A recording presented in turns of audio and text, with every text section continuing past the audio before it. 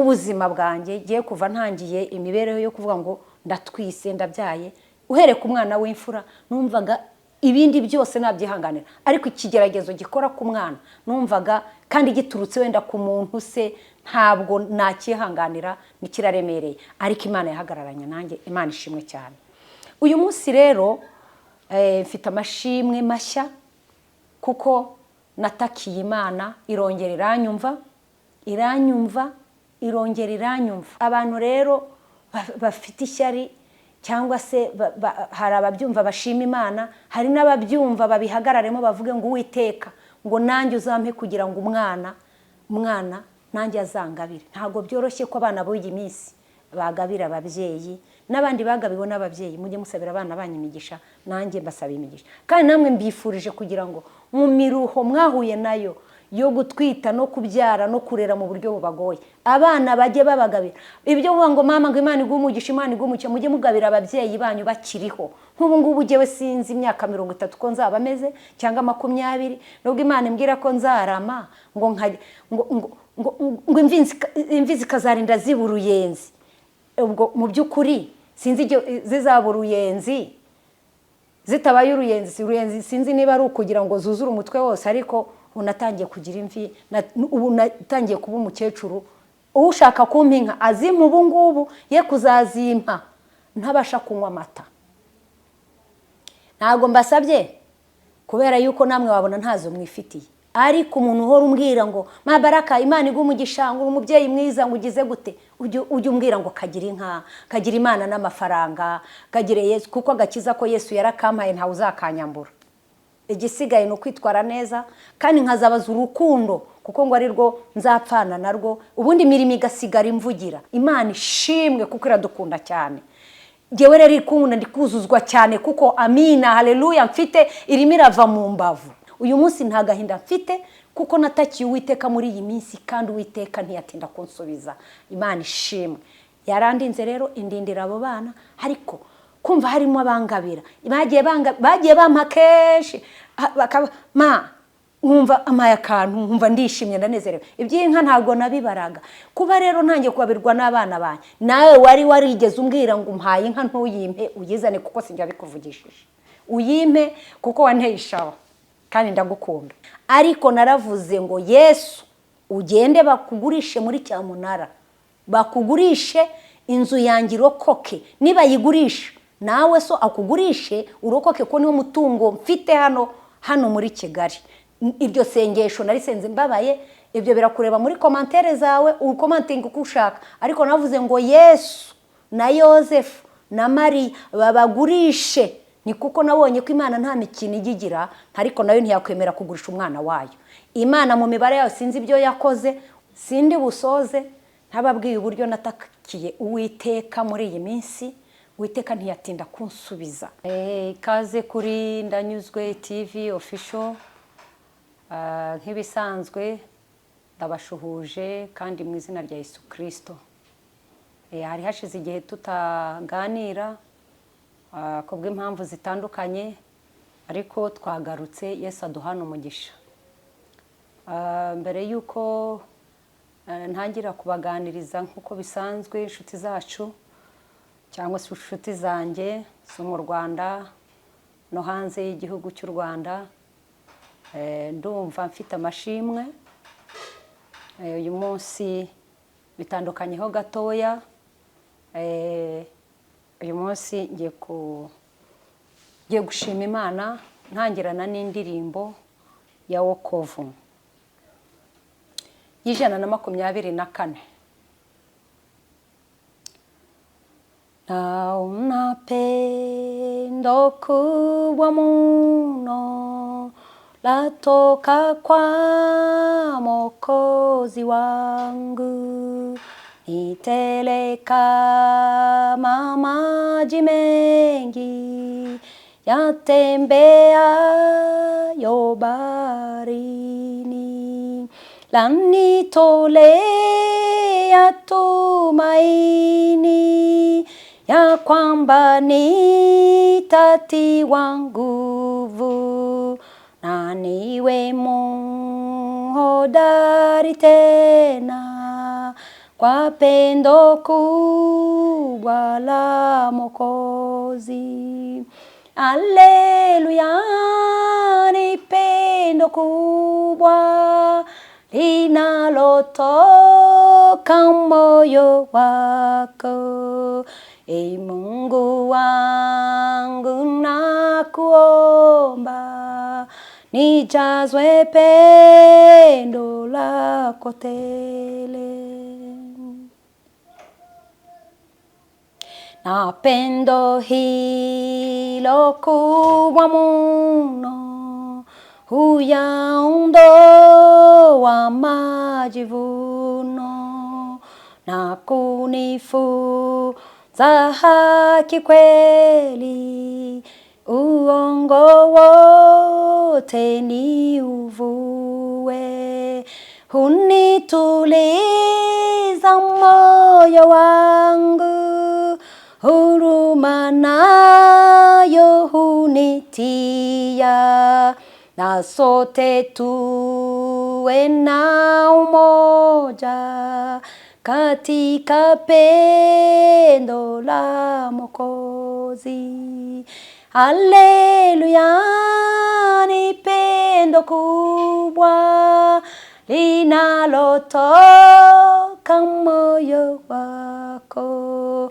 Ee Mungu wangu, nakuomba nijaze pendo lako tele. Nijazwe pendo hilo kubwa linibidishe siku zote. Rohoni niwe na juhudi, nitumikie Bwana Yesu. Hazina yako nipeleke kwa watu waliopotea, wafahamishwe pendo kubwa ulilo nalo Mungu wangu.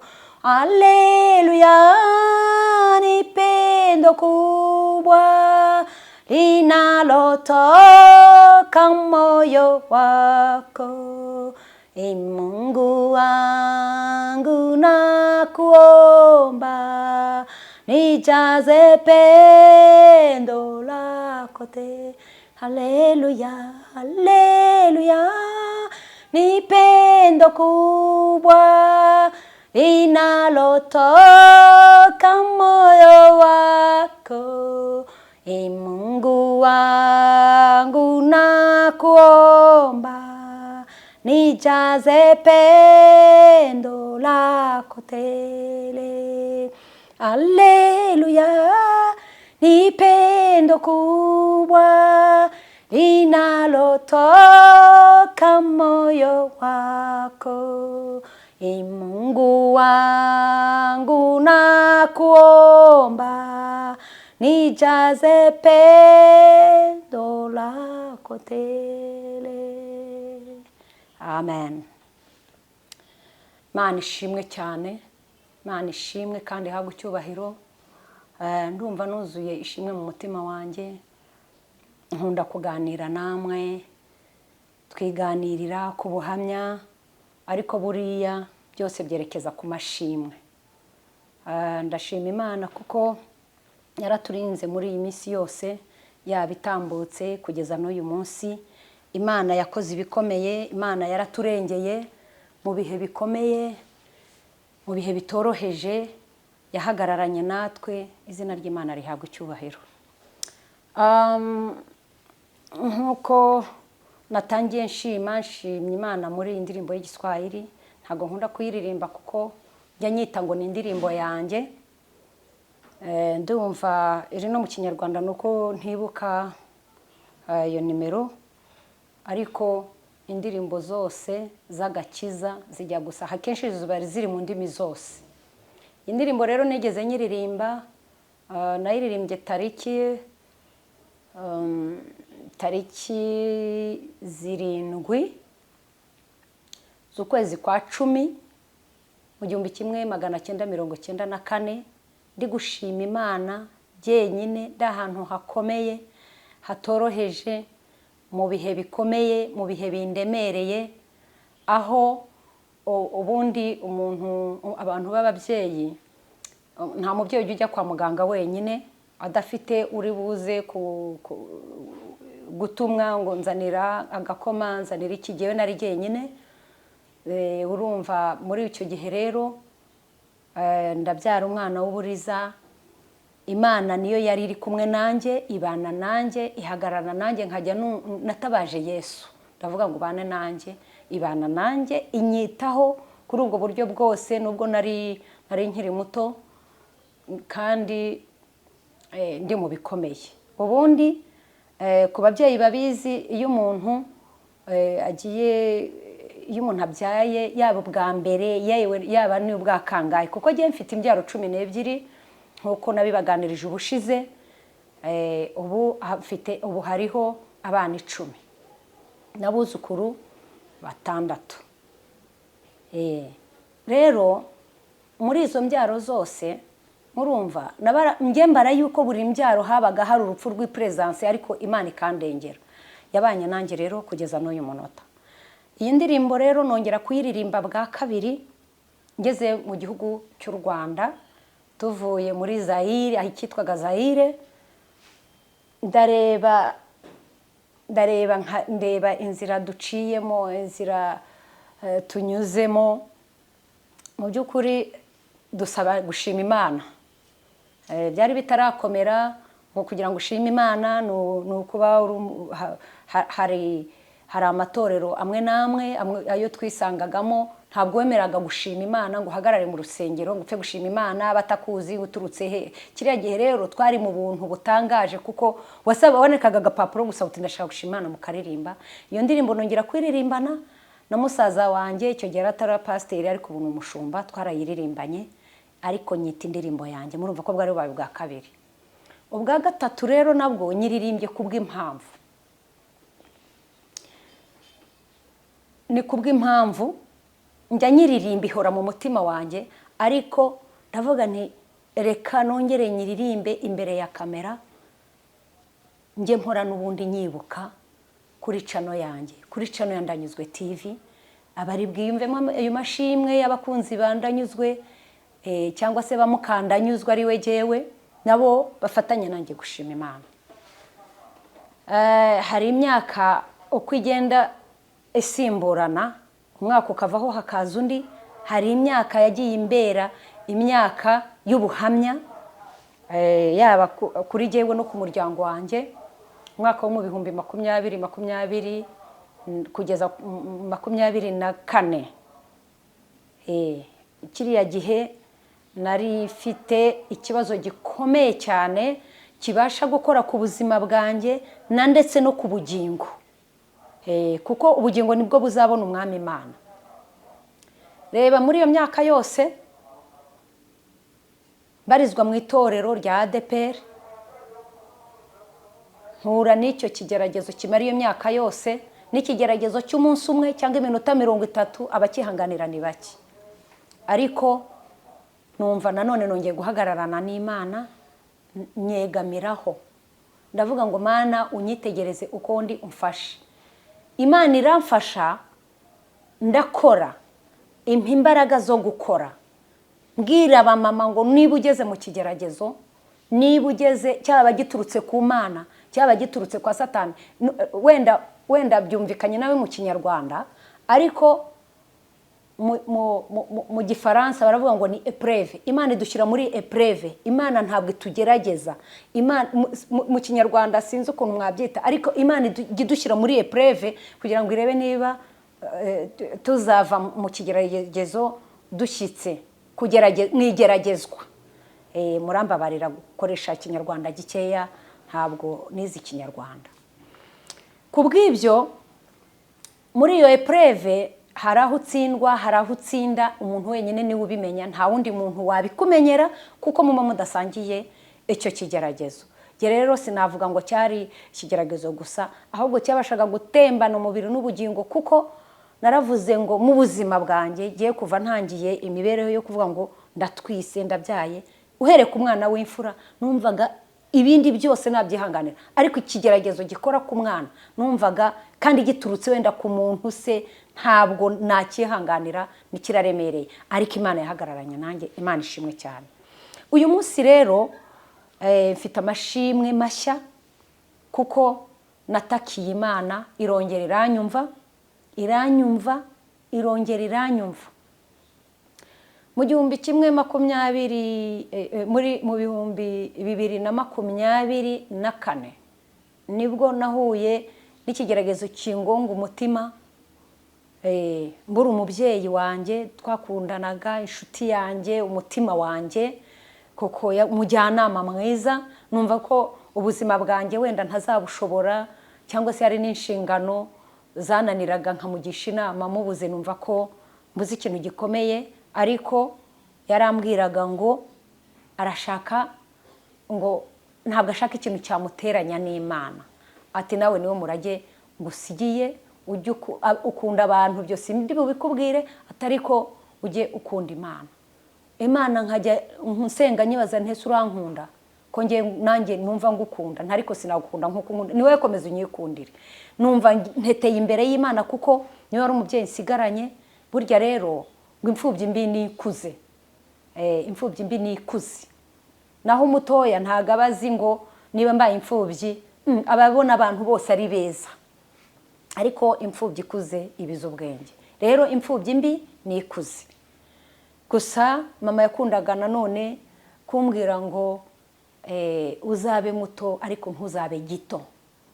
Izo ni impanuro z'umuntu nabonaga nk'Imana yanjye muri iyi si, kuko umubyeyi w'umuntu, umwana niyo mana yanjye, niyo mana ya mbere nabonye ni mama, ariko papa nkumva ko ari ubundi w'ikirenga. Rero nshimye Imana muri iyi ndirimbo, kuko numvise urukundo rw'Imana rurenze ibyo byose, kandi akajya tubwira ngo tujye dukundana.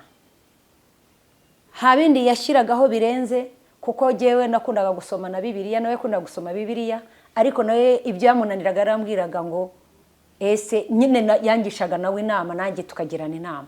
Ariko nahishuriwe yuko urukundo ngo rutwikira ibyaha byose. Urukundo nta gihwanye narwo. Muri urwo rukundo rero nararubonye muri iyi minsi.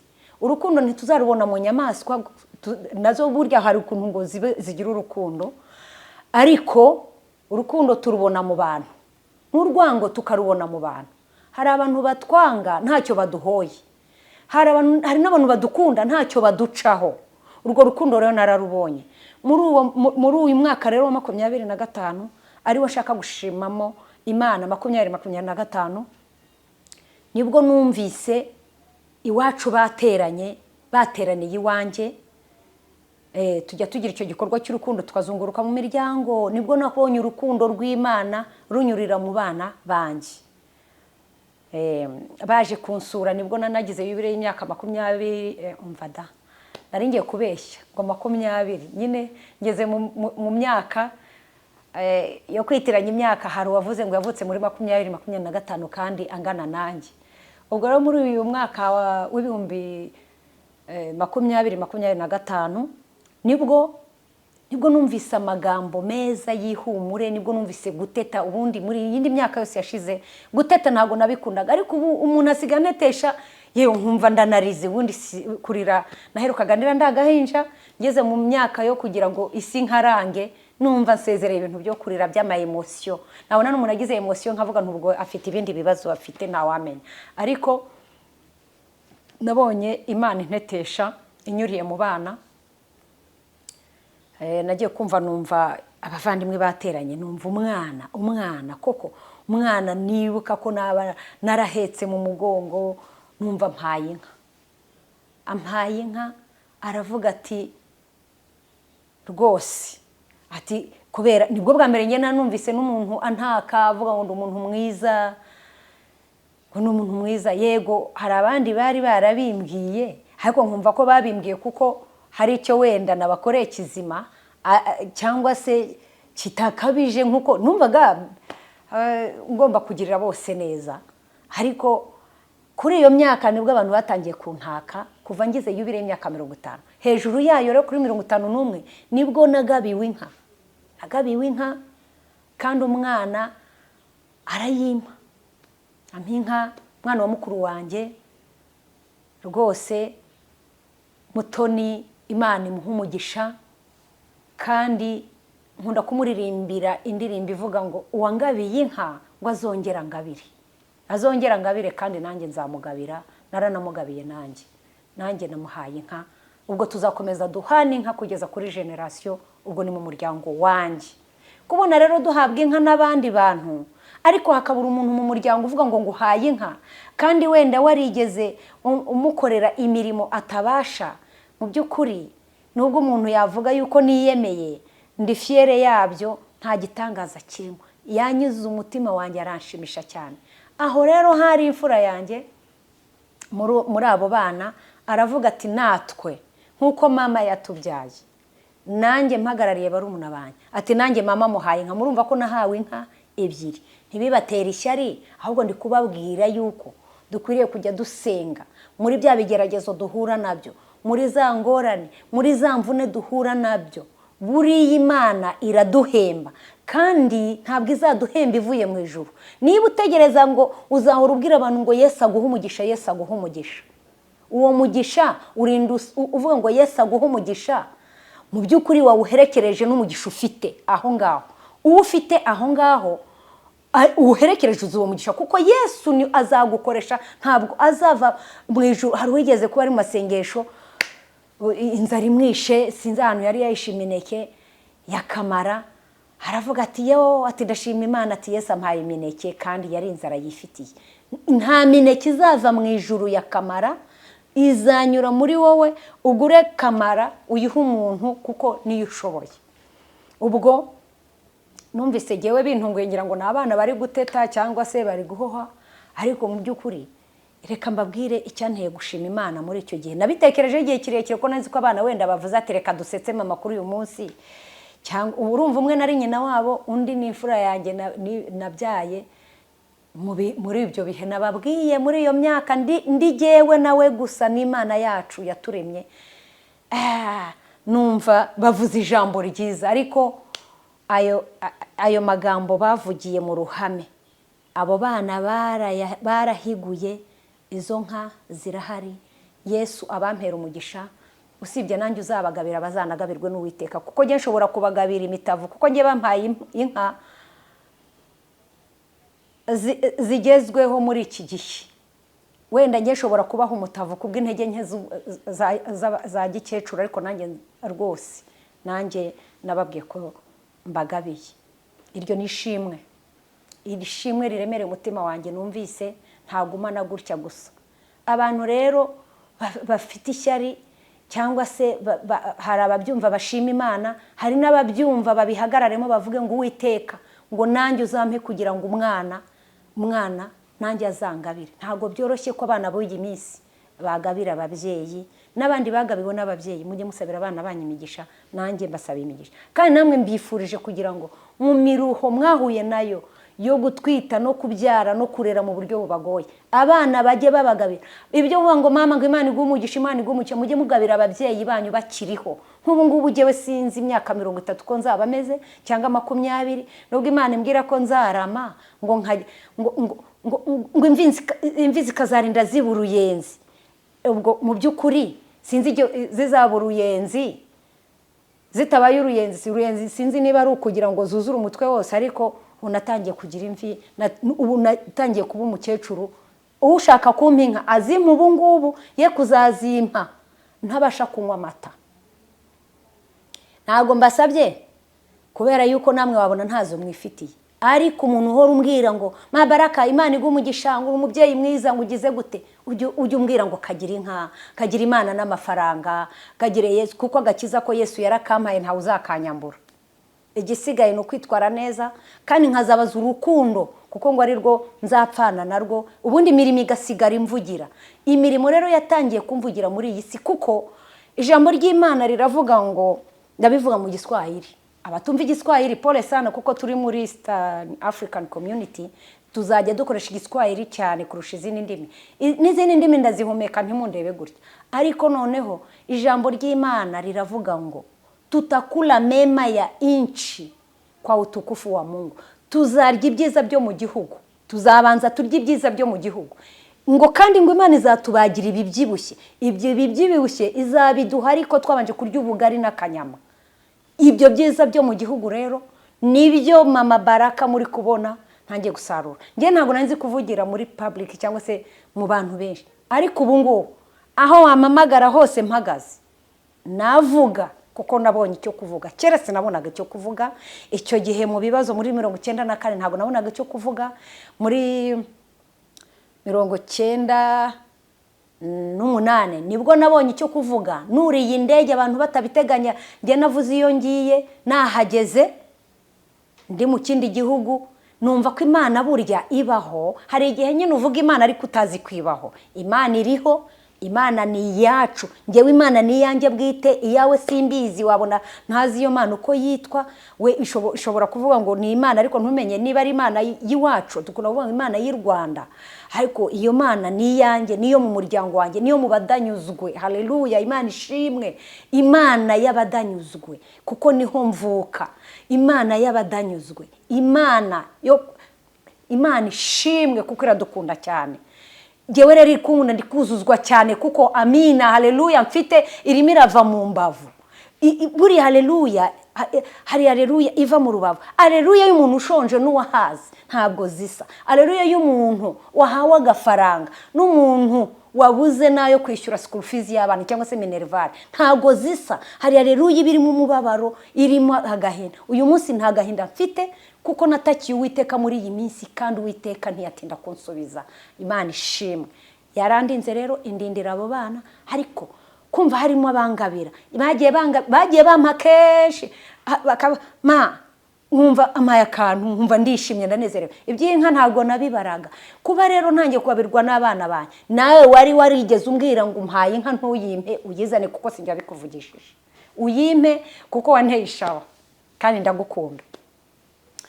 Rero murumva yuko mfite amashimwe andenze. Sindi busoze ntababwiye uburyo natakiye Uwiteka muri iyi minsi. Uwiteka ntiyatinda kunsubiza. Tariki 14 tariki 15 numvise inkuru imbabarije umutima, ndababara pe, ndababara. Ubundi sinjya nkunda kubabara, banyita no stress abandi, kuko stress zubwo urumva naraziciyemo narazirenze, ndi no stress nyine. Ariko iyo uvuga ngo uri no stress nuko uba ufite stress, wagize stress zikakurenga, warangiza ukavuga ngo ndi no stress. Naho ryavuye, niyo mutari muzi no stress aho zavuye, nuko nari ifite stress, ndatangira niga kuzigendera hejuru aho kugira ngo jewe zinyobore. Hanyuma ntangira kuvuga ngo ariko ngo ndi no stress, kuko nanabuze icyo nzikoraho naho ngaho. Ariko ntabwo nagize stress muri icyo kigeragezo, kuko ikigeragezo cyakugonza umutima ntabwo ubasha gutaka. Iyo wakoze impanuka ukababara cyane ntabwo ubasha gutaka. Burya utaka uzagira ibyiringiro yuko ari kubabara cyane, ariko ntibiramugeraho neza. Naho umuntu watatse araniha, yatangiye kuniha, nibwo wumva yuko umuntu wenda wavuga uti uyu nguyu noneho yatatse arababara, birenga kubabara, noneho bari kuniha. Hahandi ugera ukavuga ukisabira nko gupfa. Nge rero ntabwo muri amatariki nisabiye gupfa, ahubwo naciye bugufi cyane mu mutima no mu mubiri, sinasokoza. Ariko ntakambira Uwiteka, kandi Uwiteka ntiyatinda kunyumva. Aragenda ahagurutsa abanyantege nke n'abanyembaraga, barantaba. Ijuru nahuruza ijuru, ngewe njya nkuruza ijuru. Niba udahuruza ijuru uzaze nkwigisha uburyo umuntu ahuruza ijuru.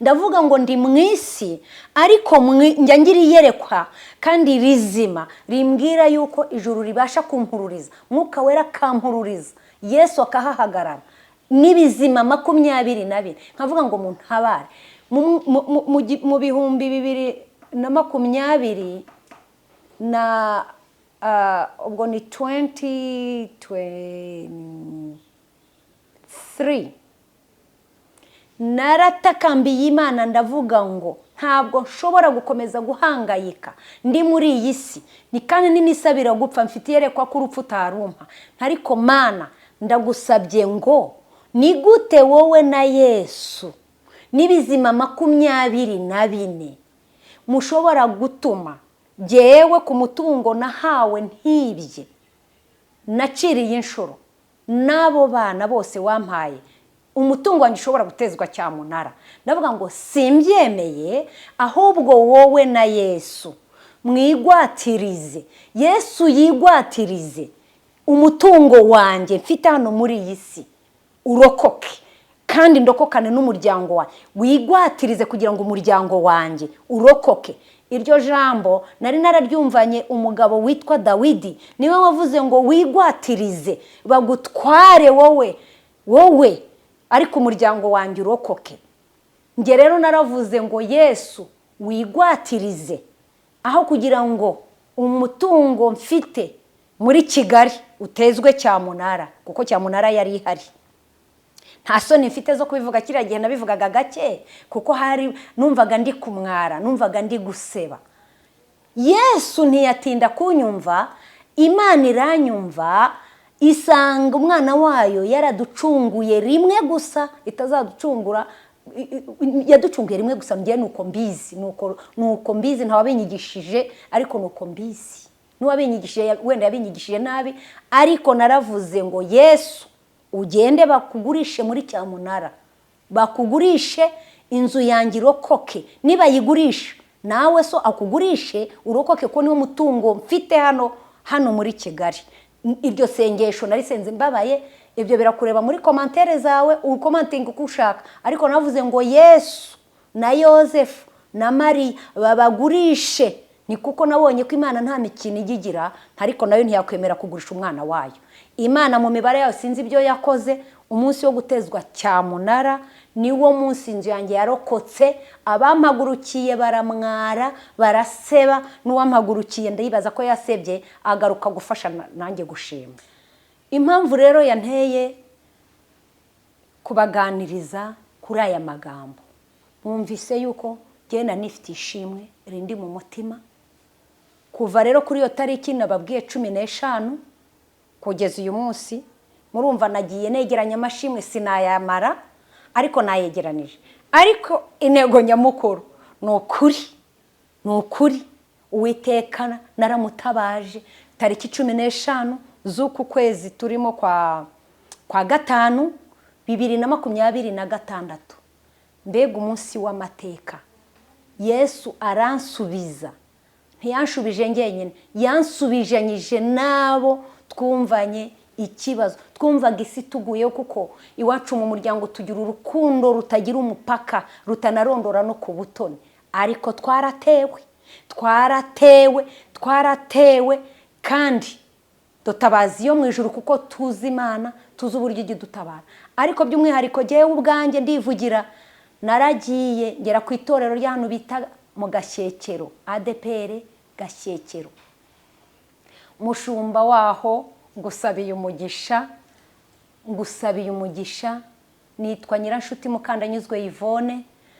Iryo torero usibye kuryumva gusa mu mateka n'umupasiteri wigeze ahayobora witwa Bernard narinzi ko ngo ayobora mu Gashyekero nta kindi nari mpazi ariko uburyo mwanyakiriye Yesu abahe umugisha mwanyakiriye mutazi niba ndi umukristo cyangwa n'umupagane kuko ninjiye mu rusengero nta nashokoje ariko protocol yo mu Gashyekero nyisabiye umugisha narindi kubareba ubwitonzi mwari mufite uburyo mwanyakiriye umushumba wawo sinzi n'ukuntu yitwa keretse mbanje gushishoza icyo nibuka nuko ninjiye ngaca bugufi ngasenga Imana ndavuga ngo Mana nuntabara ukumva icyifuzo mfite aka kanya nzagushima kandi nizeye kuri bunsubirize muri iri torero rya Gashyekero. Ntabwo rero aho nsengera ndi buhimuke, ariko rwose ndabashimiye bimvuye ku mutima. Yesu abampera umugisha, kandi mu bashumba nabonye bo muri ADPR, kuko ndabazi. Jewe nkora akazi ka hospitality, nagiye mbakira, sindi bubabwire wenda aho nabakiririye, nabaga ndi muri iyo protocole. Naravuze ngo kuki uyu mupasteri ataje ngo mwakire, ariko mwitegereje mbona aracyari umupasteri udakuze cyane, bigaragara ngo nibwo bwa mbere jewe nari nsa n'umubonye. Ariko naravuze ni kuki uyu mupasteri ataje ngo mu mirimo nshinzwe mwakire mu bayobozi ntekereza naba narakiriye bo muri ADPR. Nongeye guhemboka cyane itorero rya ADPR Gashyekero. Imana ibaha umugisha mwinshi mwinshi, mwaranyakiriye kandi muransengera. Rero mwaransengeye mu minota, nashubijwe nyuma y'iminota 30 narayi ndi kuyibara, nahise mbona ihumure. Yesu rero abaha umugisha. Ishimwe ryanjye ryari iryo, niryo kuvuga ngo Imana tuyikomezeho, kuko ngo Mana ngo dutabare, ngo kuko gutabara kw'abantu kutagira umumaro. Imana yaradutabaye, intabarana n'abanjye n'umuryango wanjye, irongera iduha agaciro Satani yaragiye kutwambura. Ubu ngubu ndi kubyina ishimwe, ndaririmba n'intsinzi, kubera yuko ngiye nzi gushima, nzi no gutakira Imana. Gutakira abantu byo nakundaga gutakira abantu, Imana irambwira ngo ya wiringira umwana w'umuntu avumwe. Ubu siniringira umwana w'umuntu, kuko narabiringiye. Hari uwo niringira kuko nabonaga rwose hari icyo yamara, ariko namenye gutakambira Imana, namenye gutakambira data. Ngakunda indirimbo ivuga ngo Uwiteka umucamanza, ngo yambonyeho amaraso, ngo ntancira urubanza rubi, ngo ahubwo ngo anyitukiranutse. Haleluya, Imana ishimwe. Ngo iyo Yesu andebeye mu maraso ye nta bindi byaha. Rero wowe waza unshinja ibyaha, ukashinja kudakizwa, rwose ubwo uvinda imwe na Satani, kuko Satani ujye utwibutsa ibyaha byacu. Ngewe ndi kushima Imana, sinzi uko umeze, sinzi uko uremwe, gusa abafatanije nanjye gushima, munzamurire, dufatanye kuzamura icyubahiro, nkomera n'Imana amashyi nyishima muri ya ndirimbo 124 muri nyimbo za wokovu. Namwe muzajye kuri Google bazabasobanurira icyo iyo ndirimbo bivugaho. Yesu aduhana umugisha, nkomeje kubakunda, nzi ko muhunda nubwo mutajya mubimbwira. Mujye mubimbwira kuko urupfu ruratwegereye kuruta uko imyanda yacu itwegereye. Mutangire mujye muza mudushime tukiriho, kuko twebwe twatoye ikindi kirere. Turi muri over 50, turengeje imyaka 50, imyaka itagiramo stress nyinshi cyane. Yesu aduhana umugisha. Shalom shalom, ndabakunda.